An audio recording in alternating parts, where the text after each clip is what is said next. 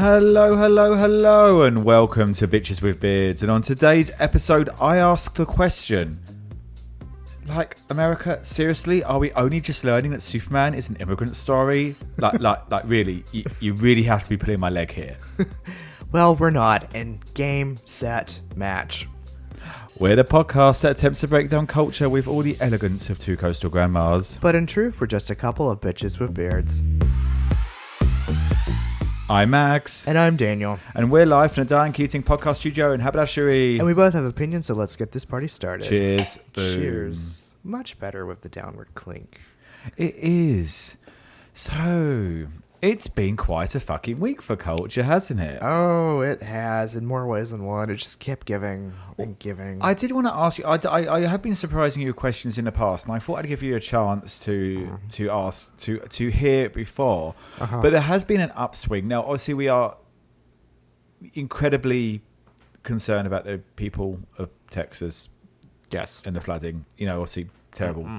But there has been a surge, probably poor choice of words there, in Uptick is a better choice. Basically, we're in the find out stage of the universe, and individuals who they went online and mocked others for asking for help from the government, have then found themselves on live TV begging for help from the government, and people are calling them out on it. And I've noticed it seems to be ruthless, to be incredibly honest. And we saw the video, I think everyone saw it a couple of weeks back, of a woman clapping along to celebrate ICE doing their job with an oxygen tube in her nose, only for a gay guy to come along and pretend to cut it, followed by the sound of her dying, which got a lot of laughs online. And apparently she's distraught about how people are so cruel.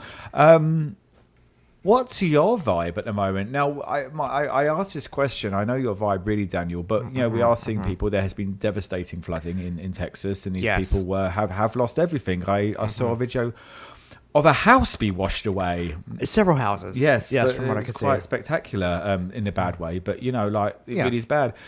And of course, obviously, a lot of the pre-warning systems have been defunded, which is bad. Or they weren't in place, or they were supposed to be funded and put in place, but weren't because funding got cut. Good news is, though, Texas's pre-emergency warning system did actually function properly, and Senator Ted Cruz was on vacation. Yes, I believe he was in Europe somewhere. Yeah. But, Daniel, is now the time to be ruthless? It's a very interesting way to go with this, because I didn't quite know where we were going with this trend, because I wasn't aware of it, but am aware of it. Daniel is an adult, and by that I mean that he waits for me to send him TikTok stuff rather than being on himself. Yes, absolutely. That's the name of the game. I will send you stuff on Instagram, but you send me stuff on TikTok. Yes. Like that's how this relationship works. It is very sad that these individuals lost family members' houses, and I'm not going to belittle that. However, what I am going to say is, karma is a cat sometimes.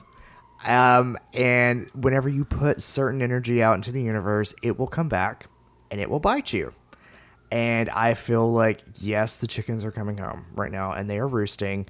I personally am not going to partake in being I spirited or anything like that towards these individuals, but I can understand why people would behave this way towards them. I think the issue for me is, and this is a very political conversation for the Bitches of Beer podcast, and we apologise to those. We will be going on talking about Superman and some amazing movies I've seen this week, but we have to talk about this thing, because this is the culture that I get. We're on TikTok, Bitches of Beards. Please follow, like, and just go mad, comment. Oh, while I'm on it, it wasn't Brian Wilson who had the Manson family. I had multiple comments on all my TikTok posts about it. You're a messy bitch. It is a messy bitch, and I'm only interrupting now because I will forget. I will come back to that when it eventually starts to move up. But no, it's a trend that I'm noticing, and it is the ruthlessness of people that I have noticed, the uptick in the calling out of stuff. It was Dennis Wilson, not Brian. Thanks to everyone that contacted me on YouTube shorts and on TikTok to let me know I got that one royally wrong. Well, when you're wrong, you're wrong. And they'll let you know. Well, but no, I've noticed that there has been a real ruthlessness to it. Do you think that potentially, and I don't want to put words in anyone's mouth, do you think that this is now a left reacting to the right?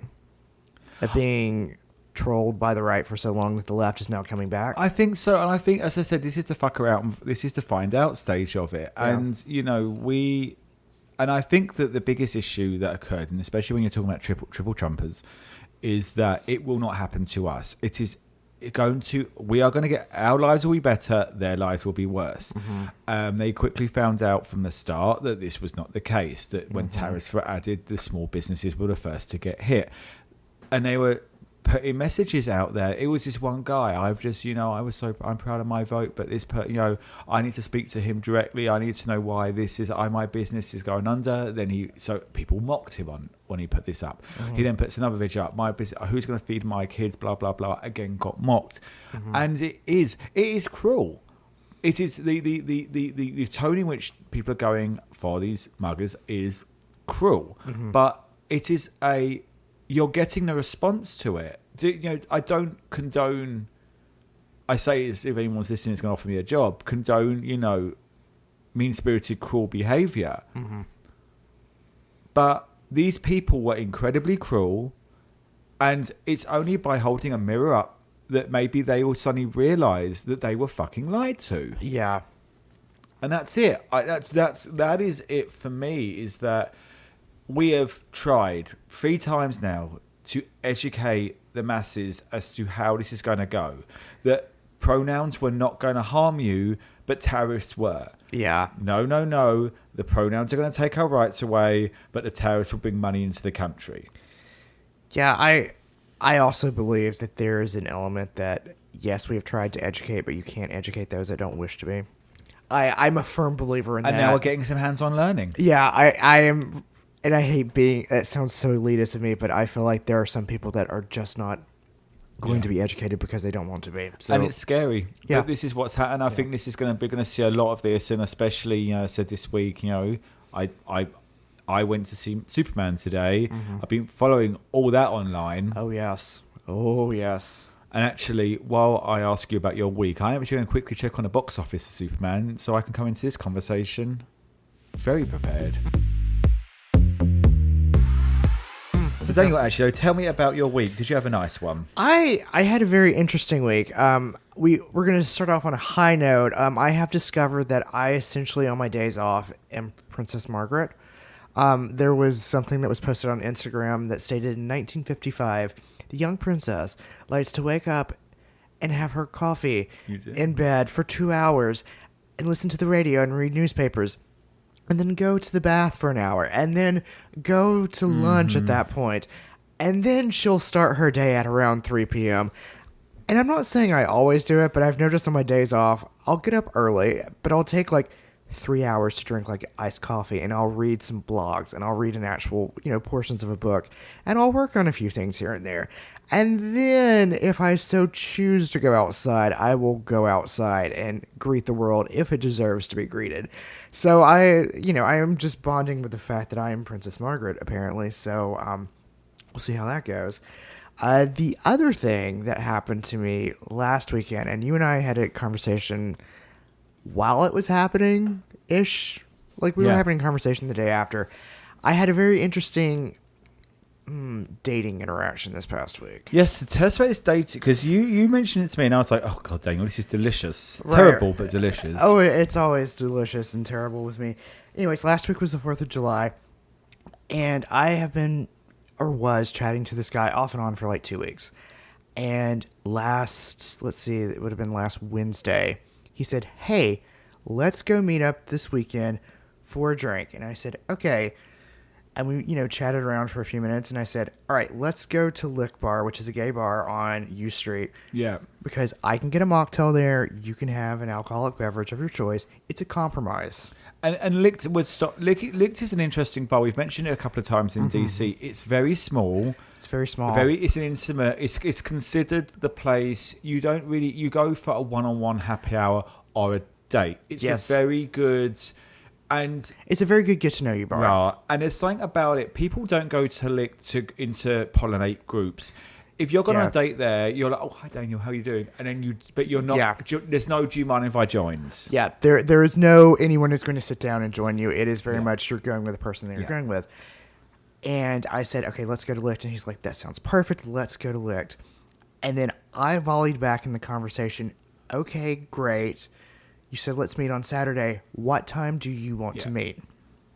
A very simple question, in my opinion. What I thought. He goes silent. This is on Wednesday. I say nothing on Thursday. Friday, happy 4th of July. Are we still on for Saturday? I thought that was a reasonable question. Yeah. No Also, response. well done, and this is good dating tip. If you are nervous, you feel like you've overdone it on the messaging, but a reason comes up. Happy 4th of July. Happy 4th of July. Looking forward to seeing you tomorrow. Right. It's one of these, I have gotten to the age that I don't do a double volley anymore. It's like, there's a reason. Happy 4th of July. It's normal enough to wish a happy 4th. All right. No response. Saturday at 3 o'clock, I send a message. Hey, are we meeting up? Because we were supposed to be meeting up. Absolutely nothing. I then go about with the rest of my evening. Yeah.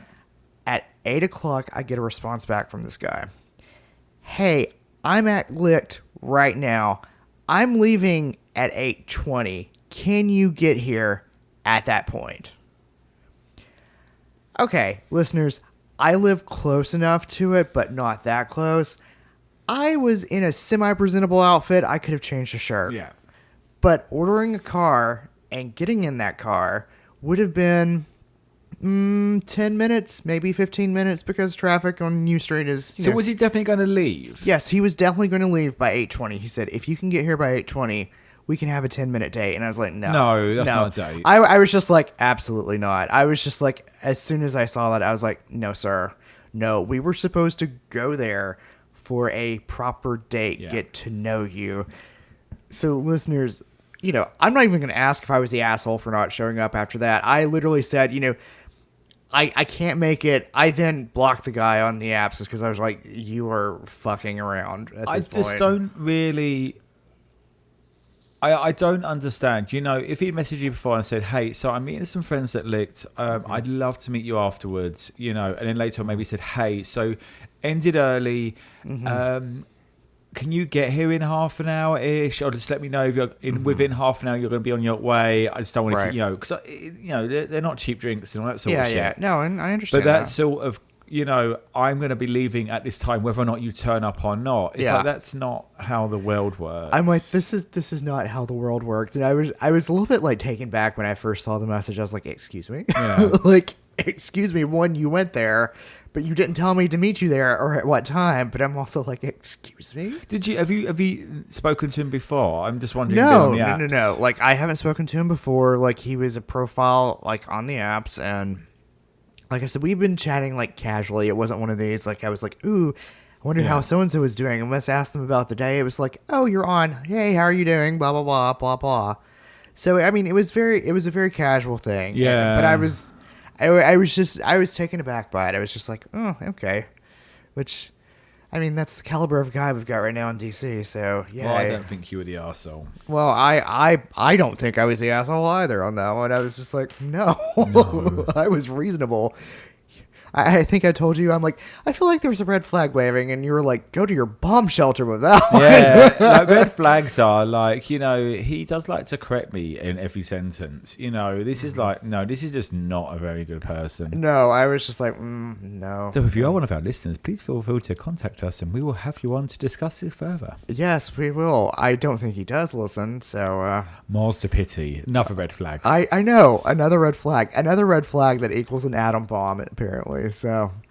Well, talking of bombs, we did have a nice 4th of July because I just suddenly realised we recorded on 4th of July in a day, but we did go over to Matt's. We had he did a lovely thing on his roof deck. We did. Dead as a door now up there, though. Not in a good, bad way, but, you know, like we kind of expected. It was surprising. Yeah. Like how dead it was. But there was some nice food. Thanks to the hubs for helping out with the cooking on that one. Everyone kind of delivered good dishes and we all had a giggle. And the fireworks, I think by the time we got to it, everyone's kind of in more in the mood. Yeah. We ended up staying afterwards a bit. The fireworks in the street were quite nuts this year. And I know Navy Yard, they had some horrendous problems down there. Oh, yeah. I mean, the one that went off at the gas station right across the street from us was horrifically, like, that's where you chose to set off a firework. Well, we were up there and then everyone was leaving and then we just said to Matt if it's okay if we stay up, because I like it when they all go off across the city, and it was quite pretty, and then ended up chatting to a couple of people, but then one went off right next to the building and it shook. We'd taken Bug up there, we kept an eye on him, he's pretty chill and he was fine, and then one went off right like next to the building, so we decided the time had come to take him home. But he had a really good weekend apart from that, because we went to see friends who were leaving. They're going to Hawaii, and so we took him to Rock Creek, and he got a chance to wander around the park for a little bit, as much as he wanders. Found out he likes melon, as long as there's no seeds. Oh, yeah, I was going to say, he did like watermelon. And, so we did that. And then, so we suspended a new friend, Brandon, we went out with on Saturday for drinks. Sort of a very... Yeah, we kind of kept it chill, and other friends we end up going to pool time with, you know, and but the week itself being pretty productive. It's the whole day on fire. We had we're not out of the woods yet, but there's some things moving. I think the energy is going in the right direction, and we're quite pleased about how July so far is treating us. Yeah, I do think that, you know, I've got a bit of a goal by Labour Day, and I think we're going to hit. I think it's a good goal, but hit. It seems reasonable. But yeah, no. Apart from that, I think that's it. So I think, having enjoyed Rock Creek, let's take a wander around Ina's garden. Yes. So this time on Ina's garden, we are having a Sierra Nevada Hop Splash 0 alcohol drink, sparkling hop infused water. So you can open it up and tell me what you think. I clearly have opinions about it, but not bad opinions. That's nice. Yeah, I mean it's one of the more refreshing ones that we've had. Like, it's not overpowering. Some breweries now are selling hot water. Yeah, and it's a non-alcoholic. It's like their non-alcoholic equivalent. I would definitely have this again, is what I'm thinking. No, I would. I've had this where we went to in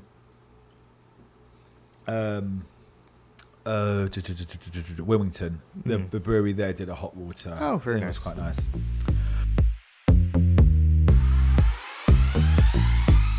Well then, Daniel, that's enough talking about ourselves. Let's see what's been going on in the gayborhood. This is the portion of the podcast where we talk about things that are gay adjacent, or just a little bit camp.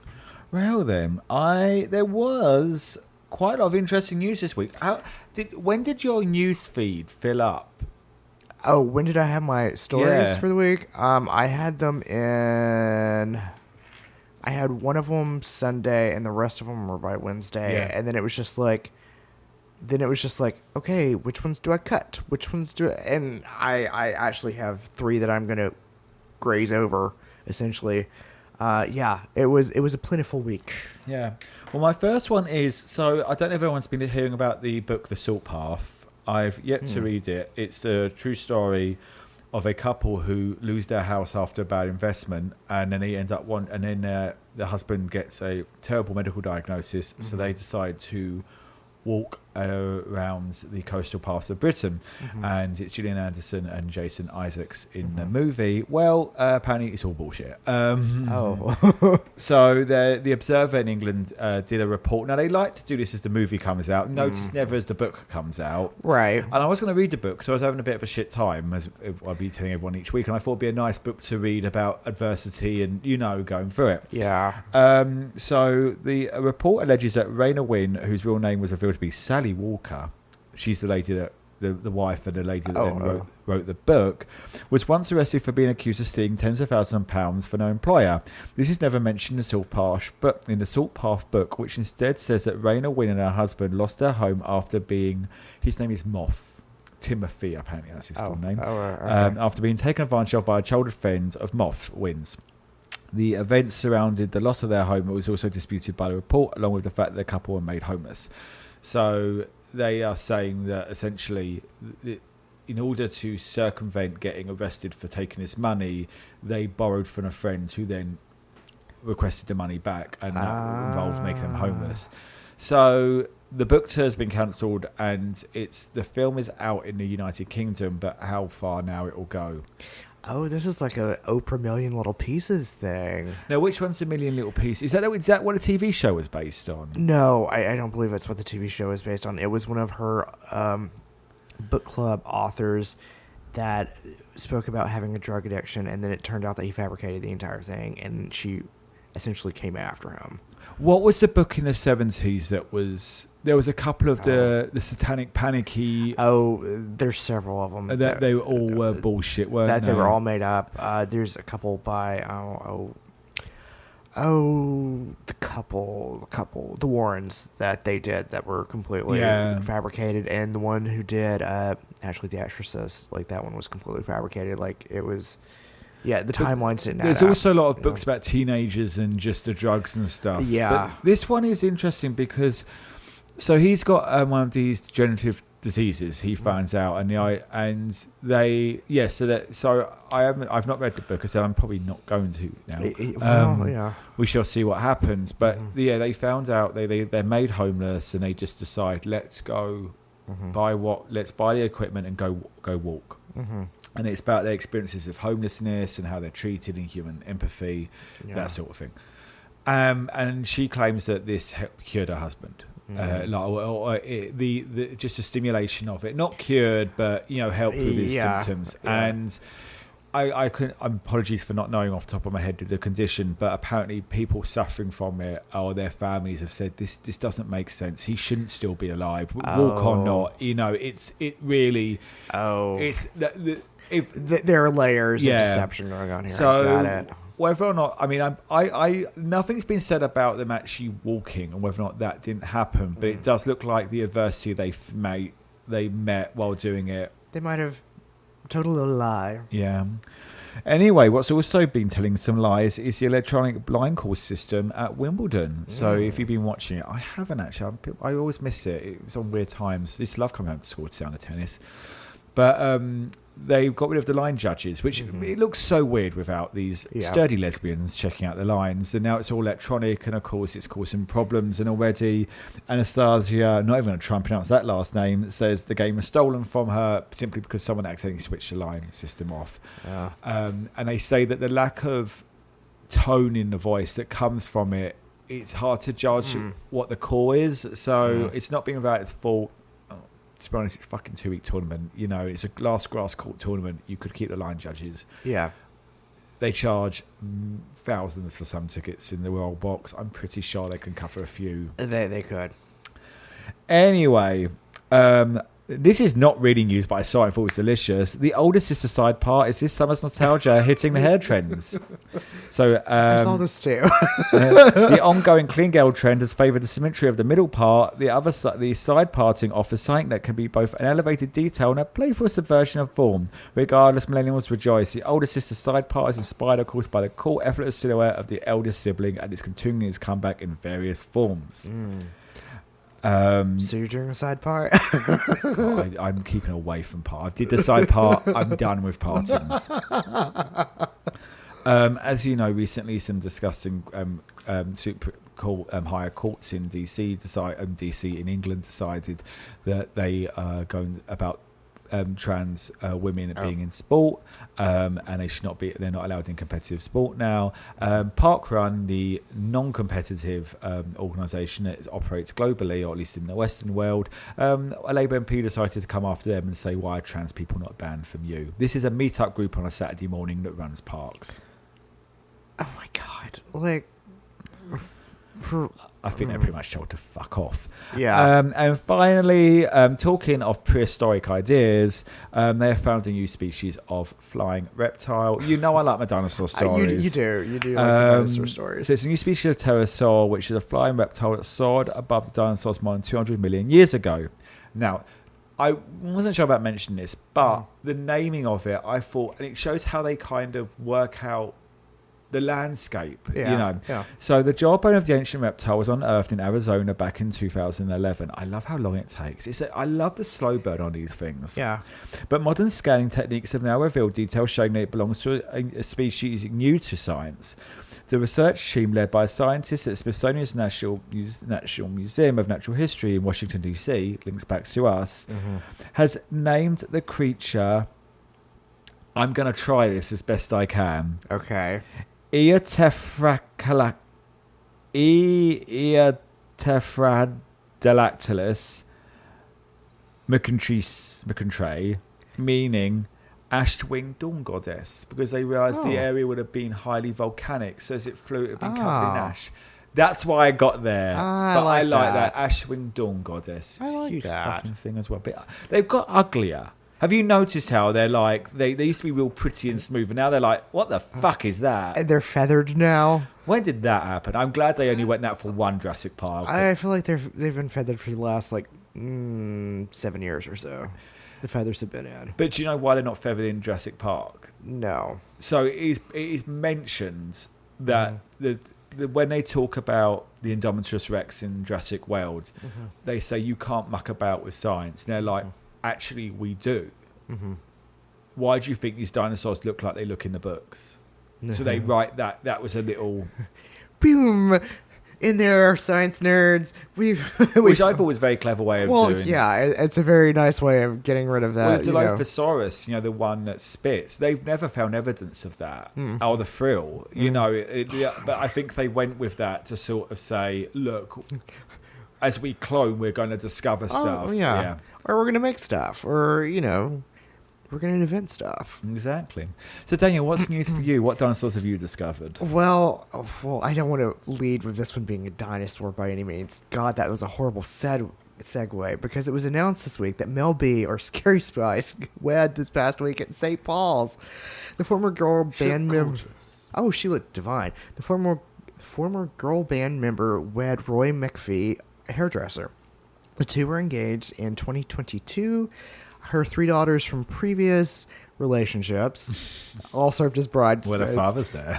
The fathers were not there, but the girls were there and very much in support. And because she was an MBE was the reason why she was able to wed in St. Paul's. Nice. And she received that due to her work with domestic violence victims. Yes, because she was... I do highly recommend, trigger warning, that you do read about her last marriage. It was what she went through was truly horrific, and she lost she lost virtually all her money to it. That's why they're doing stuff, but she really could kind of have done nothing, and she's really kind of gone out there and re-geared herself, and she should, hopefully this is a nice long loving marriage compared to what that was. I hope so too.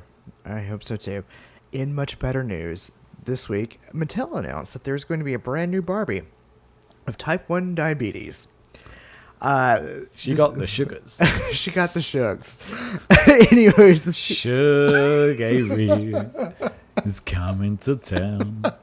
The CEO of Mattel stated that there was a need for representation. The doll company partnered with Breakthrough TID, which is the #1 leading organization for diabetes research and advocacy, in order to get the details just right. Now, the accessory of the Walter Brimley is going to be sold separately. So listeners, it's not a 2-for-1. You've got to go out and get Walter separately. And on exciting career news, I'll be doing the voice box for Tourette's Ken. Max. Oh my gosh. Oh, Max. Glazing over this really fast. No more sugar. No more sugar. No glazing, no sugar. No glazing or sugar.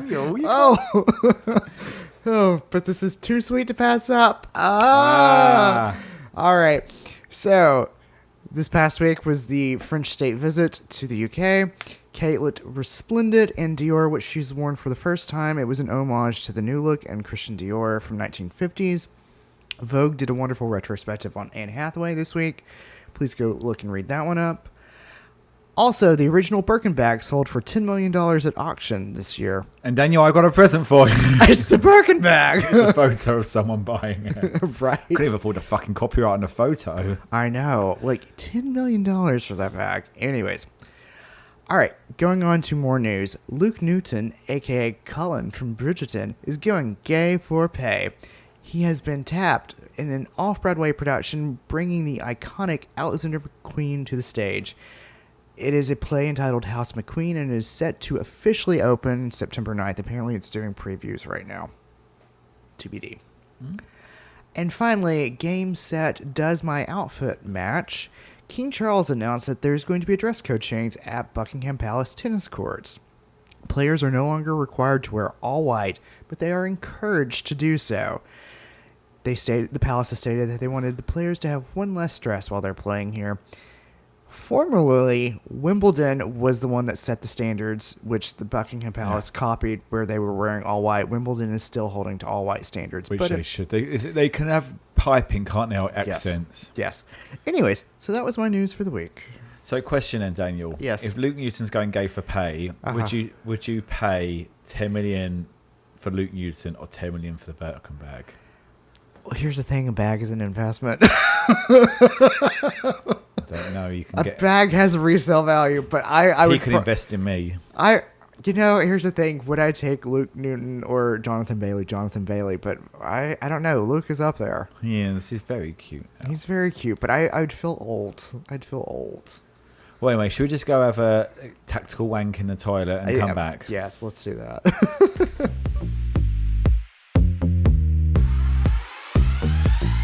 And we're back. We're not going to make a dirty joke because we're just sitting there waving at Dwayne. We are.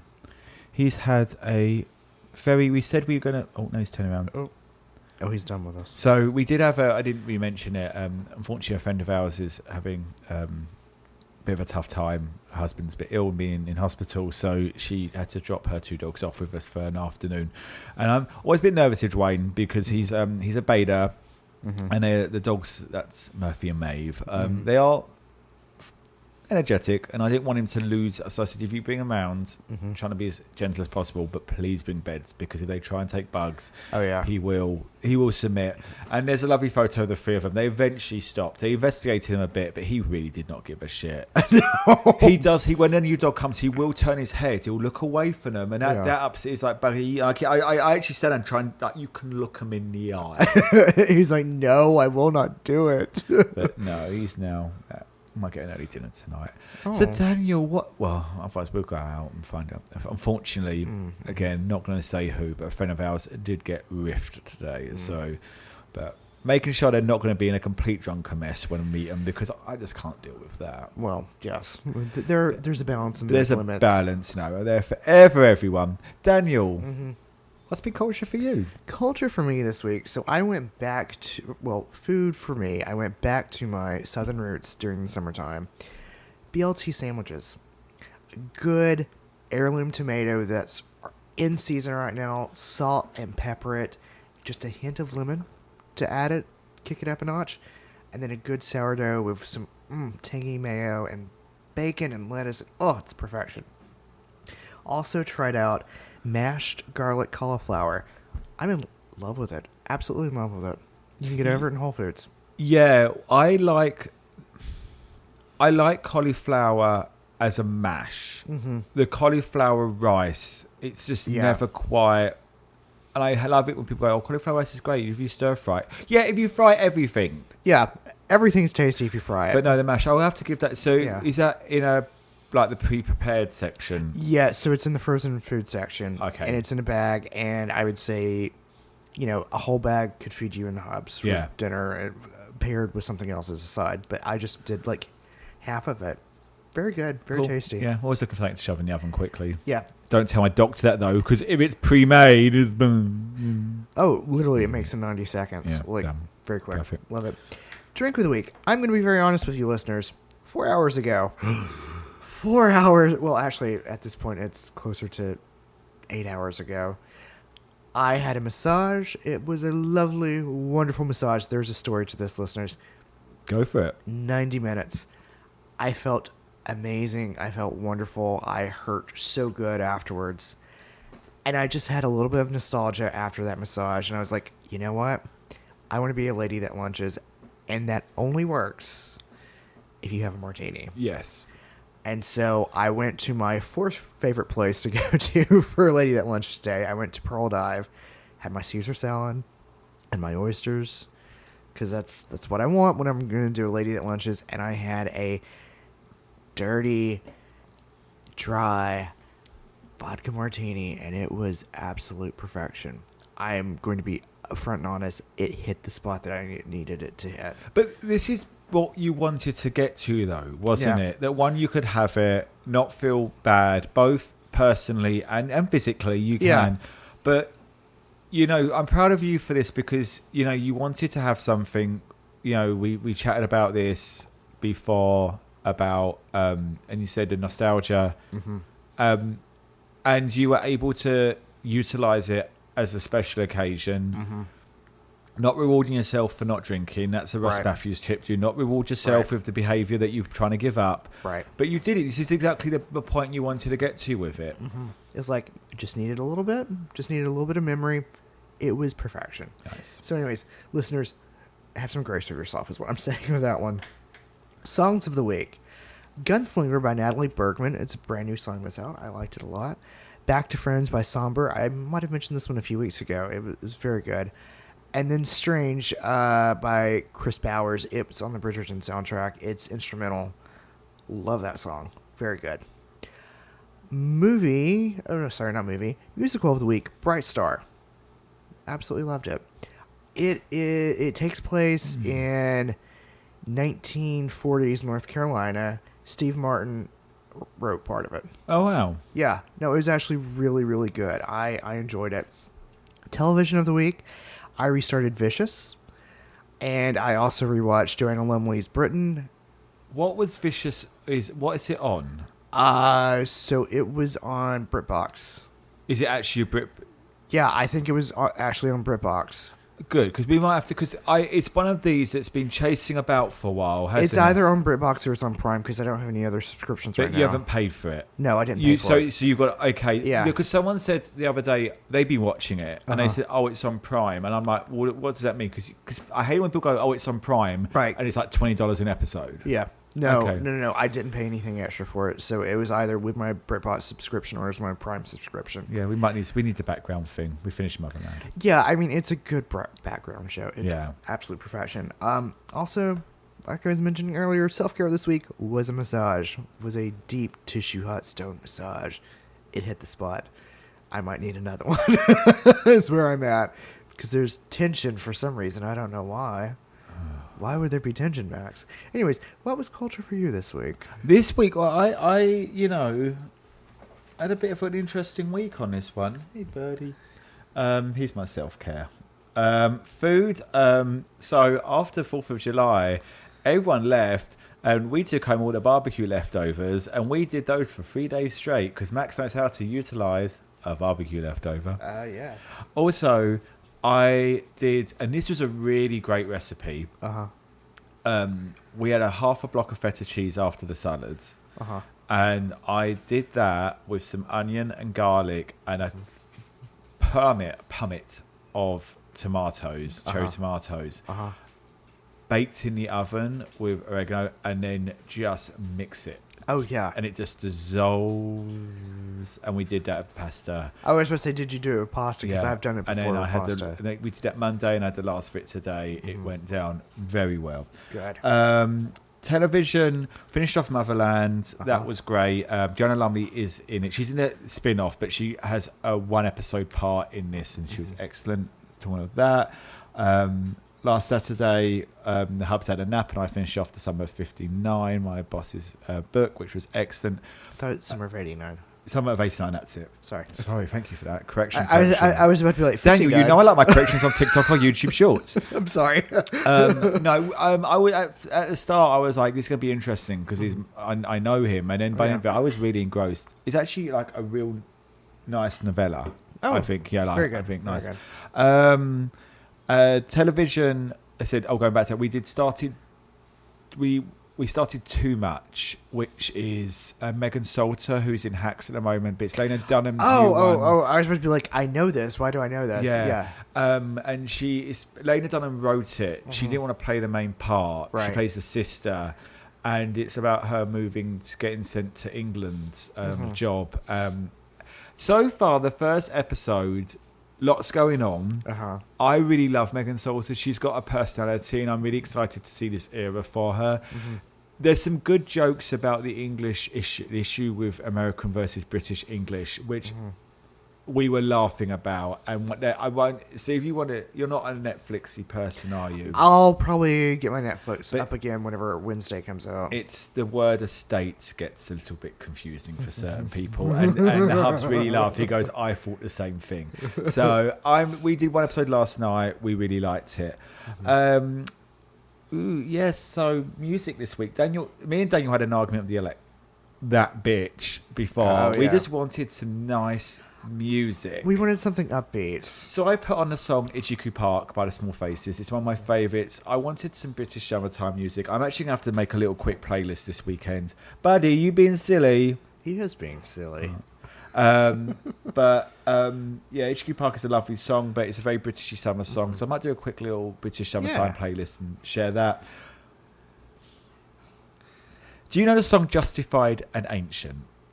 And it is a band called the KLF with Tammy Wynette. No. Justified and Ancient. You don't know. I listened to BBC Radio and it came on, and I remember we used to love this song as a kid. Okay. And I'll play it after this. Yeah, please do. I don't. And Tammy Wynette does the bridge. It's so weird. Okay. So I did my own form of self-care this week. Oh. And I saw 3 movies. 3 movies? 3 movies. I know of one of the movies that you saw because you saw it before we recorded. Oh, I did. So I went on Tuesday. Tuesday. Yes. And saw Megan 2.0. Ah, yes. Yes. Now, what have you heard about Megan 2.0? You know, surprisingly, I haven't heard anything about Megan 2.0. It is Terminator 2 for the dolls. Oh. Megan was such an interesting movie because I went to see it. It come out and then Atlantic Plumbing had got it afterwards. So, because it was a sleeper hit. Yeah. And so everyone kind of went, and I'm like, you're watching a different movie here. This movie is not scary, and this is not, it's... Yeah. So this one, she's back. Well, duh. But she's been an AI, and now she's kind of the good person. Hence, it's T2 for the dolls. Yeah. She's so cunty. And everyone's like, oh, it's not this, it's an action, it's sci-fi, it's not horror. Yeah, because the first one fucking weren't. It was a Mandela effect. I sat there with no expectations. She's such a fucking bitch. She's such a twat. So you're saying it was perfection as well? Hey, meat bags, like, she just walks in and goes, hey, meat bags. And it's just so... I can't even it's just so good. It's camp. This one is even more... The first one actually was B-movie horror. Right. And it was very well done. Yeah. In the sense, yes. And it did have a very good message about the over-reliance of technology to babysit young people. In this one, the technology has gone too far. There's another alternate Megan out there, which you knew was going to happen. And they're using it for war, and they have to stop it. It's got access to something. Terminator for the dolls, yeah. And so they bring... Megan is still about, and Megan basically is rebuilt to help them. So what twink do you think wrote her dialogue if she's calling people meatbags? I don't know what it is. It's so cunty. It's some twink intern wrote this. But it was so well done. I kind of came with it. I'm like, Well, I knew it wasn't going to be horror because the first one really wasn't horror. It wasn't a jump scare horror. He's like, you killed a dog. Any mother, you know. It was just so bad. It was good. Like, it was all stuff like you're sitting there going, you can see people going, and actually the audience started to get it. It's like, she just says what comes into her fucking head, you know. Any thought will do. Second movie I went to see at the Majestic Cinema, The Life of Chuck. Oh, yes, yeah. Now, I can't really describe it too much because it really needs to be seen. It's a Stephen King novella. I love the word novella. And it's been your word for it begins with the end of the world, and I didn't like that because of how it was going down. I was a little bit like, I don't like this. I don't like the world to end this way. This wasn't, the three-headed beast. This was, the internet's gone down. Oh, yeah. But as reasonably, this is how the world But don't ends. be put off by that. It goes backwards and reveals the life of Chuck. And when it ended on such a moment that I didn't, like, it was saying the end, and I still felt so unbelievably satisfied by it. It was truly a movie. I put up on my all my social media, TikTok threads, we're all there, find us, follow us, and all that, is that it truly was a beautiful, beautiful movie about the human existence. And the line is, the waiting is the hard part. And it all reveals itself, and everything reveals itself in it. And I was truly, truly moved by the final act of it. And the song Dance All Days by Wang Chung is using it. Oh, yeah. And it's a really funny scene, but it really watch this movie. And when I say watch it, I don't think it's going to be... it didn't hit many theatres. I saw it at a revival a couple of weeks later, and it was pure dark in there. Honest to God, just... if you need a movie to be moved by, just watch it. And there's a real simplicity to it. There's a cleverness to it as well. Mark Hamill's brilliant in it. I love Mark Hamill, but everyone's great. Final movie of the week. Final movie. Superman. Yes. And we are going to talk a bit about Superman after this because there's some stuff come up. It's excellent. It really is so fucking good. It doesn't... It has the text comes up at the start, explains it all. And then you're 3 years in to this. It even starts halfway through a battle. Oh. That's how they're like, everyone knows this. No one needs to be told this. We don't need the backstory again. There's a lot of other superheroes in there. They're explained. And even though you don't get the backstory of them, they are explained as there are metahumans out there. They have powers. They're fighting. We've all watched enough superhero stuff to know. We don't need the mythos at this point. They don't, and like you won't know for two of them. They are fresh heroes, or they've been around for years, but people may not know their mythos. You don't actually care. You don't know it. You just presume this woman has wings on her back and she's doing her bit. She can fly. It's really good. The humor's good. Rachel Brosnahan is amazing. David Consway is excellent. He's so hunky in it. He's so tall, and that's like he really works. Like he really is. There's a lot of good jokes. The comic book action is fantastic. Someone described it as it's like they're shooting for a comic book. It moves so quickly. The Lex Luthor plan is excellent. It was written 2-3 years ago. It is quite scary what his plan is. Oh no. And we'll get into that one. But no, genuinely, it's going to do... I think it's ready. I checked the box office for it. It's the strongest of 2025. Oh, good. I really hope this film succeeds because it is. James Gunn is an excellent. He's always been excellent. I've loved Sliver, which he did years back. Hero with Rainn Wilson is disgusting, but be warned. That's his first superhero movie. The Guardians of the Galaxy, excellent. Just really, really go and have a good time with this. It is quite deep in places. But I love what they do, like with Ma and Pa Kent. They are just simple farmers. They're not like they don't want to give anything away, but they don't go the Kevin Costner, hey, I'm Pa Kent. John Schneider can come over here if he needs a part, by the way, from Smallville.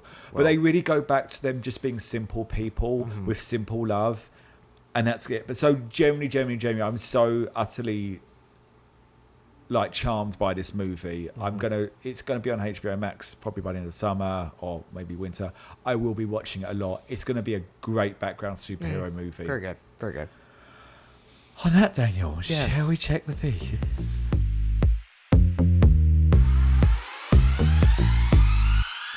Let's see what culture is. What is culture this week? Where we've checked the feeds, we've tested the mood, and we asked the question, what is gay culture? I mean, you said it. You said it. The culture this week, quite frankly, is the fact that there's been... So Superman's been released. Yes. Superman was first released in 1938. And so it's been around almost 100 years.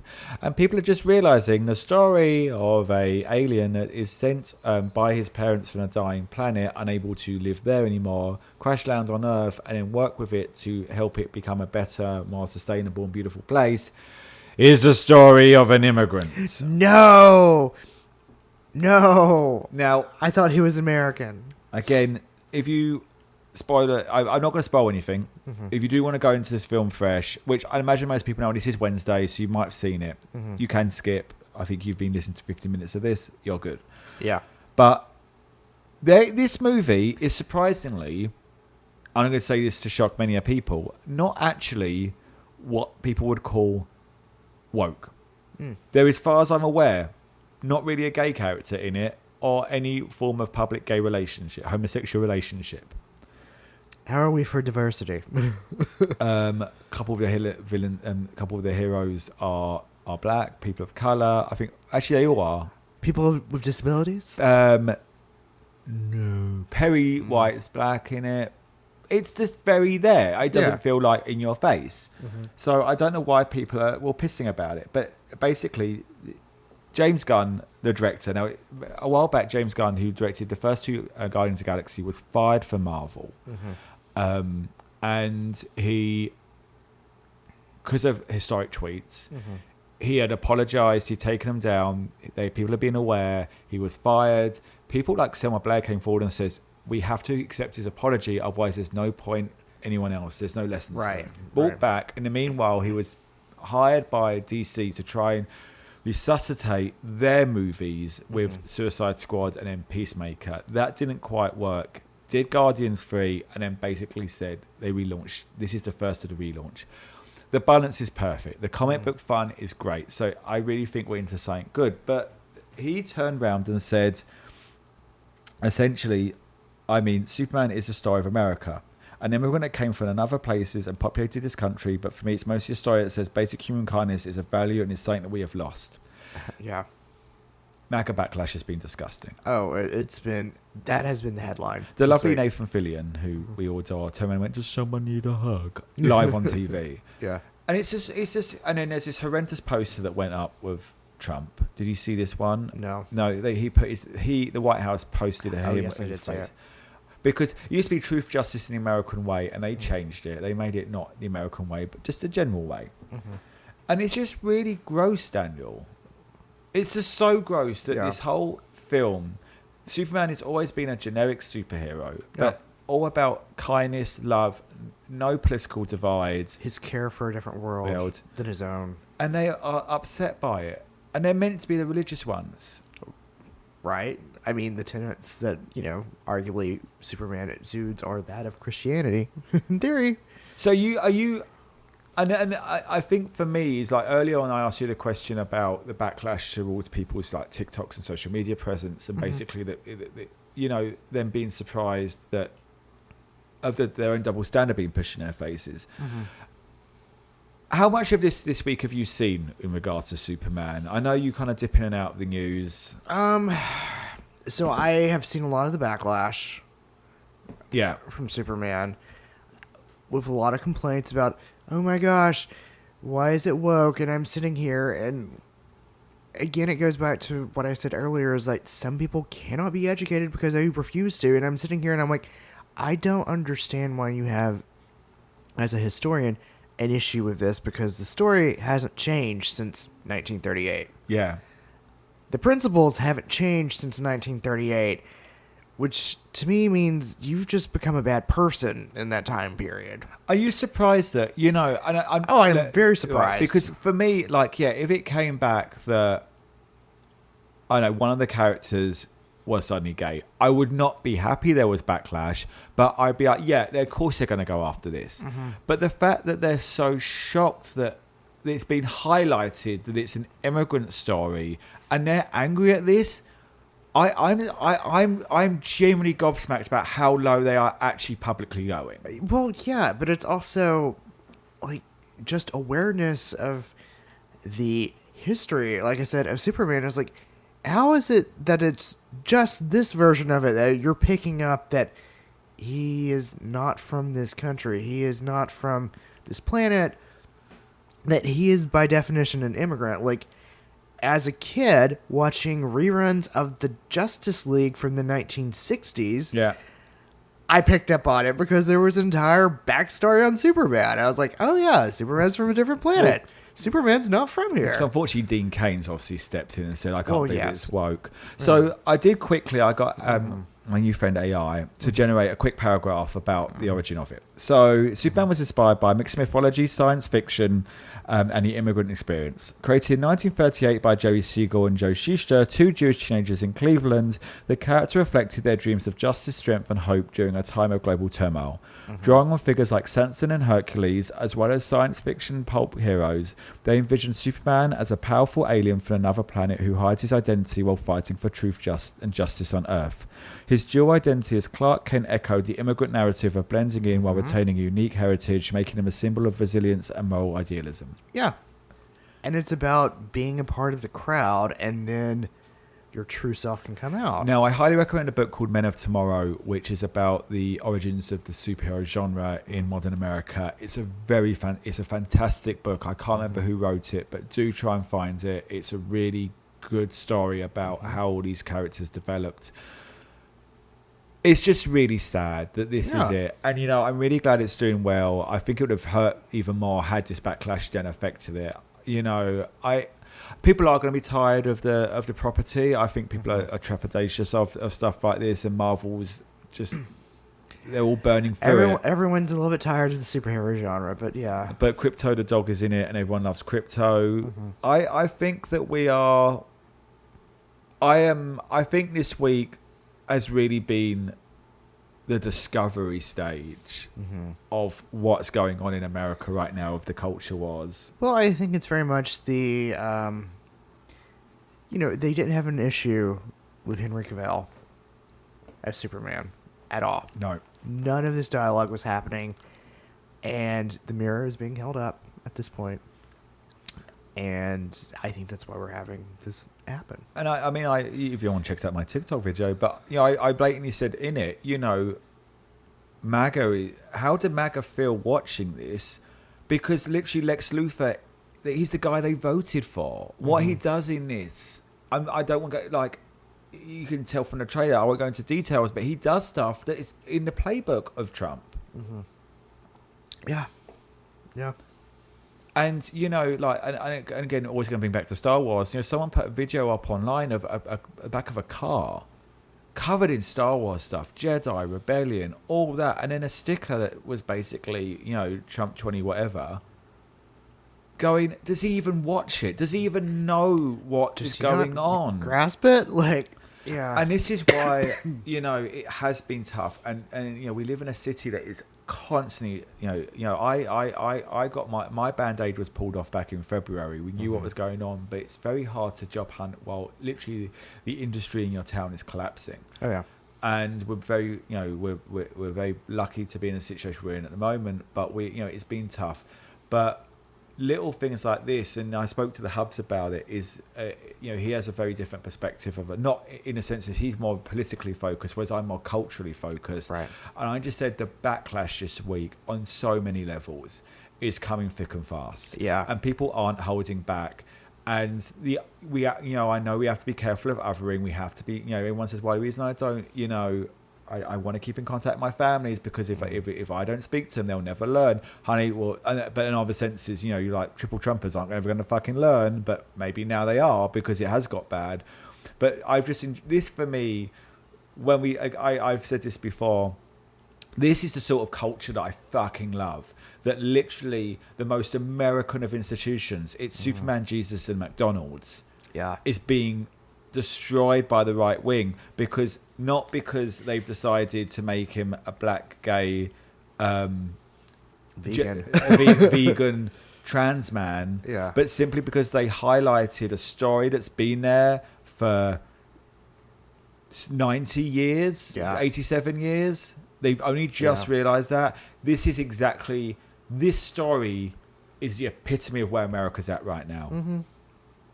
Oh, yeah. And with that, Daniel, shall we move on to the end of the show? We should. Do you have a gagged and gooped? I don't have a gagged and gooped. I almost had one. I have one. It's not really so much a gagged and gooped, but it's a really good story that makes legends. Okay. Nikki Claspel is a theatre actor. Mm-hmm. And she just made her principal Broadway debut as Satine in the Moulin Rouge musical. Mm-hmm. And she's been playing that role on and off on the tour. It's a very common story. They usually try them out on tour. And she's done it for 2 years. Mm-hmm. Excellent. With 2 hours preparation. Because it was one of these where all the Satines were out. They knew she was about in New York. They gave her a quick call and said, can you make it in? And she basically, she was on her way to a potato-themed party, which reminds me of Sarah's potato-themed party. Oh. She was at the theatre by 6 p.m. and on stage by 7:30. She thanked every she doesn't know how her brain did it. It all came back to her. She went through it. Because the trouble with that is, like, she applauded everyone. I mean, her statement is, I find the story is brilliant. She thanks everyone and said, the dressers, you don't realise how much goes on behind the scenes until you literally have to dress people in costumes and hope for the best. But of course, there's so many swings in this because of that. She had to be rigged, weighted and everything. She said Broadway was at its best. That's the sort of shit that Patti LuPone should be talking about and less about stuff. But that's how legends are made. Yes. And I love that story. And I was so like, this is exactly when you read about and we'll see her and she go, oh, my first debut. And people will remember that debut if they saw it's it. An epic story. Because if there was still in COVID where like Hugh Jackman stopped a curtain call and just went in The Music Man because Sutton Foster was shagged out probably. But and went, this is this. I pointed out she was the 7th in line for the role, one woman, and said, and everyone was, she would never have known it. So, yay, we love Broadway. Yes, absolutely. Do you have a word of the week? I do have a word of the week. The word of the week. Understudy. Yes. The word of the week is abate. It means to decrease. Yeah. Do you have a petticoat lane? My petticoat lane is if you're going to set up a date with someone, actually set a time and, show up. I don't know what inspired this. I have no clue. How about you? I'm not allowed to moan about people on the streets anymore, but people are crazy at the moment. My one is that if, you reach out to someone about having phone calls and meetings and stuff, and you suggest a time and they can't do it because they're legitimately trying to work or something's come up, don't ghost afterwards. I'm so sorry that, I wasn't able to have a chat that day. Nothing like important. It just would have been nice. And then afterwards, that's it. And I'm like, not very professional. Very sorry about that. Yeah. On that note, Daniel, do you think we cover everything? My dear, we have barely set the agenda. Cheers. Cheers. This has been a Bearded Bitch production recorded in a Diane Keating podcast studio in Haberdashery. You've been listening to The Bitches with Beards. I've been Daniel. And I'm Max. A big thanks to you all for tuning in and giving us a listen. Don't forget to rate, subscribe and review the following on Twitter, X and TikTok, where you can find us at Bitches with Beards. Please remember that only a mother could love our views and opinions, and they reflect us and no one else. We'll hear you next week unless we're cancelled. Cheers.